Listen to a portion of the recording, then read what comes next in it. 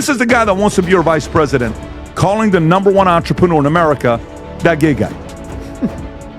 You understand how weird that is? So I'd never do that to Adam. He's calling him that gay guy. That gay guy. You've never said that.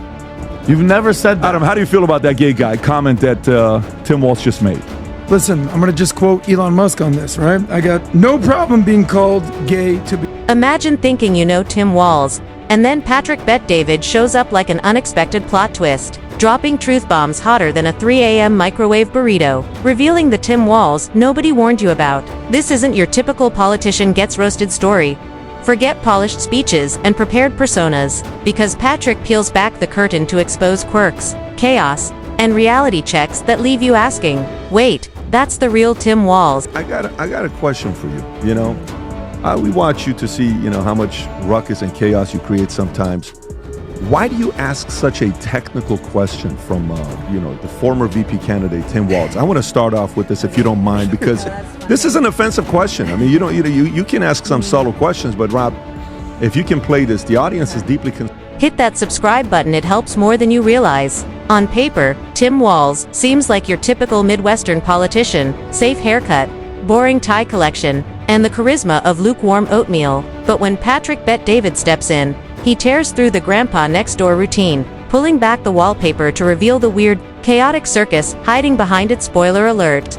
It's neither pretty nor normal. Everybody, how often do you talk and say something like, hey, Vinny, you know that gay guy? You ever talk to people like that? Never. I'm just curious, do you talk like that? Do you talk like that? Maybe you're watching this, you're like, I don't want to admit to it because I'm sitting in the bathroom watching this, but just yesterday I told my brother that gay guy. Okay, maybe that's you. That's okay. Mm-hmm. But guess what? Don't feel bad. Because somebody that's about to be your vice president also says that regularly. He says it so regularly that it's slipped up on stage. This is not even... Tim Walz has spent years selling himself as the wholesome, small-town dad figure, the kind who cracks corny PTA jokes and flips burgers at community cookouts. But once you peel away that Midwestern politeness like old duct tape, what's left is a tangle of contradictions that make you question whether he's an underrated performance artist or just improvising his way through. What is a woman is the question. I'm not sure I understand the question here. Well, that... So what do you want me to say? I want you to say that a woman like me is an adult human female, that men can't become women. You guys are the party of violence, and you're the party erasing women. You don't respect us. You're a bigot. You're a misogynist. You're a sexist. Mr. Chairman, doesn't hold back. Walz plays political football with the enthusiasm of a little league dad, only to rewrite the rulebook mid-game 1 minute, posing as everybody's moral compass. The next, bending like a pretzel to whichever crowd applauds the loudest. As if he downloaded every political cliche from the 90s, mashed them together, and now recites them like a broken speak and spell. Which kind of worked in your favor. But Rob, if you want to play this clip, he called Elon Musk. Pat, don't judge me. I would never do that. He never judges you. How long have you known that? I would never do that. Rob, play this clip. Not only did we lose 10 million jobs, we were pitted into a hunger game against our neighbors to find toilet paper. That's how bad it was. So now, I suppose it wasn't too bad, thinking back to that economy. If you're a billionaire, Elon Musk, for example, say, that guy got it. Michigan knows that word. Look, that dude got a tax cut and the rest of us got... Walz isn't some accidental goof. He's the type who probably wakes up, stares in the mirror, and asks, how can I confuse as many people as possible today without looking like I'm trying? That's basically his brand. Take his I'm a man of the people act. Sounds relatable, right? But it's meticulously crafted like a mid-budget Netflix drama. Folksy smiles, awkward handshakes, random baseball cap appearances, all scripted. Patrick Bet-David exposes what's behind the photo ops. Decisions that scream less average Joe and more wannabe mastermind. With a degree in political gymnastics, Tim wants to be your uncle giving life advice over grilled hot dogs, but instead shows up as the uncle, oversharing conspiracy theories at Thanksgiving and conking out in the recliner by 7:30. That's the real W energy. Patrick doesn't just hint at it, he practically waves a neon sign. Walz is not who you think he is. He's perfected the art of being aggressively beige, which, oddly enough, is harder than it looks, basically working overtime to be remembered as the human equivalent of unsalted crackers. That's Walz. And what do you call it? And Tim Walz were playing video game. Playing Madden 25 live streaming during NFL Sunday, which is the chief strategist and campaign manager for the Harris campaign, completely like when you talk about their messaging, Pat, they're playing Madden live during NFL Sunday, and people were taking photos. Like, obviously the internet's relentless. His controller wasn't even on. And the end of the game, Pat, after playing for hours, guess what the score was? They killed it. It was like a 0-0. And all they were talking about was Project 2025. Part is how no one can pin Tim Walz down. His supporters see him as a gentle reformer. His critics claim he's a political magician pulling rabbits out of hats nobody asked for. But Patrick Bet-David cuts through the noise. He's neither, just a man who thrives on keeping everyone guessing while pretending he's merely doing his job. The contradictions are wild. He can preach unity in the morning and casually push divisive policies by lunchtime, wave the flag of small-town values while sipping the cocktail of big league politics, like someone trying to play Monopoly and Uno at the same time and losing at both. Patrick highlights that Walz's true talent isn't policymaking, leadership, or even basic communication, it's survival. He morphs into whatever character the scene demands. Tough leader, soft-spoken dad, wide-eyed optimist, the political version of a shapeshifter, albeit a less exciting one. Credit where it's due. It takes serious effort to look like you're running the show while acting like you just stumbled into the room. Somehow, Walz convinces people he's got everything under control while radiating the energy of someone who just lost their car. Most proud of is because of all the things Donald Trump has stolen. Because this started, and I love this story, as a young prosecutor. What did he say? Because this started, and I love this story, as a young... Patrick exposes this dynamic like he's laying out receipts at a family intervention. Tim Walz is not the steady hand people assume. He's more like that coworker who looks responsible until you realize he's been winging it for years and somehow hasn't been fired yet. His persona screams relatable, everyman, but Patrick makes it clear Walz has been working overtime to conceal the fact that he's improvising as he goes. And honestly, it's kind of impressive getting an entire state to believe you're both the wise dad and the bold leader while simultaneously pulling moves that contradict both roles isn't just politics. It's magic, the kind that doesn't pull rabbits from hats, but instead produces excuses, slogans, and policy pivots. Patrick paints Walz as a master of political camouflage, blending into whatever environment he's in, which explains why so many people still can't figure him out. To his base, he's the calm captain steering the ship. To his critics, he's the guy crashing into icebergs while blaming the map. The reality, Patrick emphasizes, is that Walz isn't misunderstood. He's perfectly understood if you accept that his entire playbook is built on controlled confusion. Keep people off balance, act relatable, sprinkle in Midwestern dad energy, and hope nobody notices when you say one thing and do another. Dollars in taxes, Tim. How much have you paid in taxes? He's created hundreds of thousands of jobs.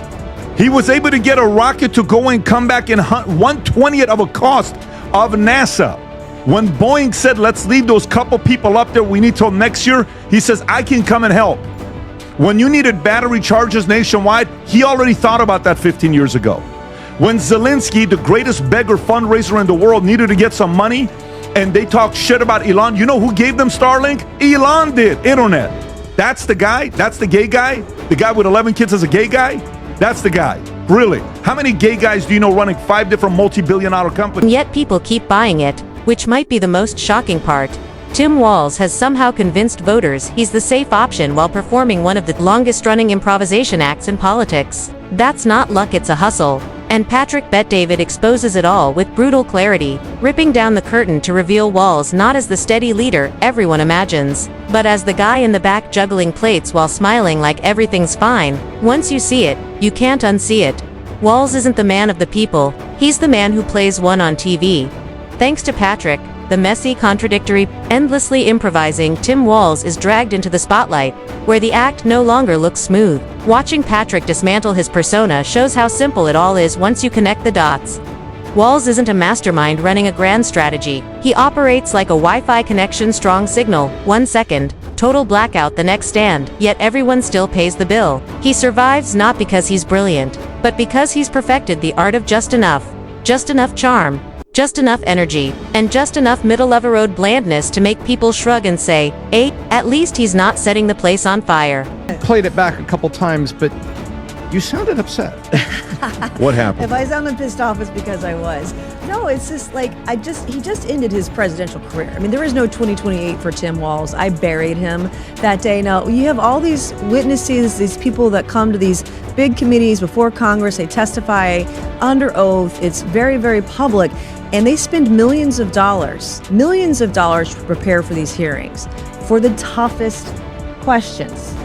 What they're not ready for are for the dumbest questions, the most simple, most common sense questions. And so this is just a thing I've taken up on. I just ask Democrats when they come before me, what's a woman? And they just cannot answer Who's the answered question. it? Who have you noticed that is actually willing to be reasonable and give the answer? Nobody. Are you serious? No, I'm dead serious. Sometimes, Walz really is setting the place on fire. He just convinces people it's part of the neighborhood barbecue. Think about his speeches. He doesn't inspire, he sedates. It's less rallying the people and more ambient noise while you fold laundry. Patrick Bet-David points out that Walz could announce a major crisis and half the room would think he's giving directions to the nearest gas station. It's the political version of elevator music. Technically present, but nobody remembers a thing. That's the genius of it. Walz thrives in the fog. He doesn't need you inspired. He just needs you to confused or bored to notice the contradictions. He flashes a practiced grin, tosses out a cliche about unity, and hopes you don't notice the policy papers say something entirely different. It's like a shell game. Except instead of hiding a ball, he's hiding accountability. Patrick calls it like it is. Walz is less a leader and more a political illusionist, distracting you with Midwestern niceness while quietly rearranging the furniture behind the curtain, and somehow it works. People leave thinking, wow, what a wholesome guy, while agreeing to a dozen contradictory policies in one afternoon. The contradictions follow him like unpaid parking tickets. Preaching fiscal responsibility while spending like he won the lottery. Promising transparency while turning every press conference. And you doom scroll through things, and although I will say this, the last few days you woke up thinking there might be news. Just saying.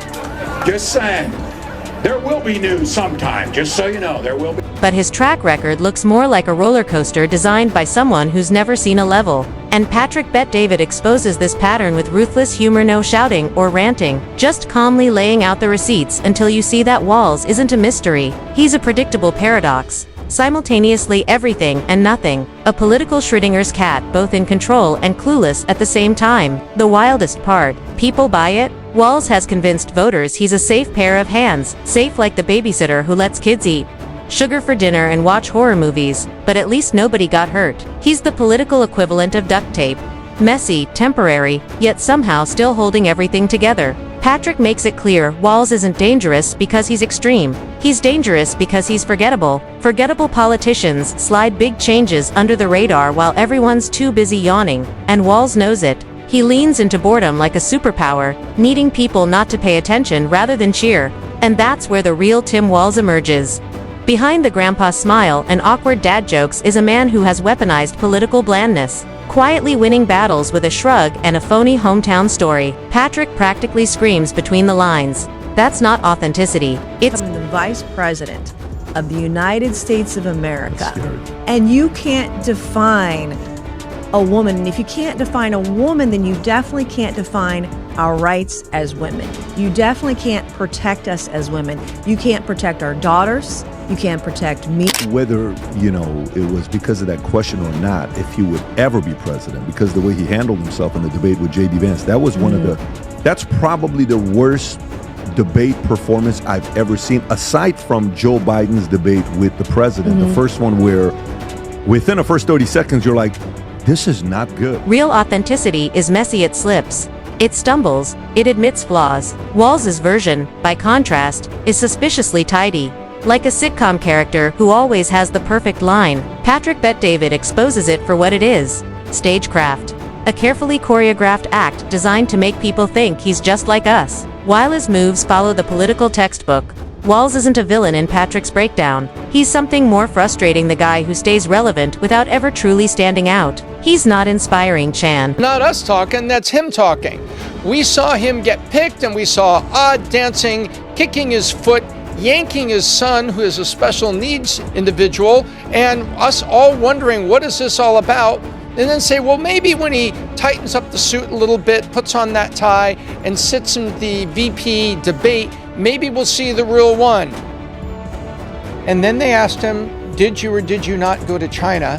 He gave a 2-minute answer instead of just saying, Sometimes, Walz really is setting the place on fire. He just convinces people it's part of the neighborhood barbecue. Think about his speeches. He doesn't inspire, he sedates. It's less rallying the people and more ambient noise while you fold laundry. Patrick Bet-David points out that Walz could announce a major crisis and half the room would think he's giving directions to the nearest gas station. It's the political version of elevator music, technically present, but nobody remembers a thing. That's the genius of it. Walz thrives in the fog. He doesn't need you inspired. He just needs you to confused or bored to notice the contradictions. He flashes a practiced grin, tosses out a cliche about unity, and hopes you don't notice the policy papers say something entirely different. It's like a shell game. Except instead of hiding a ball, he's hiding accountability. Patrick calls it like it is.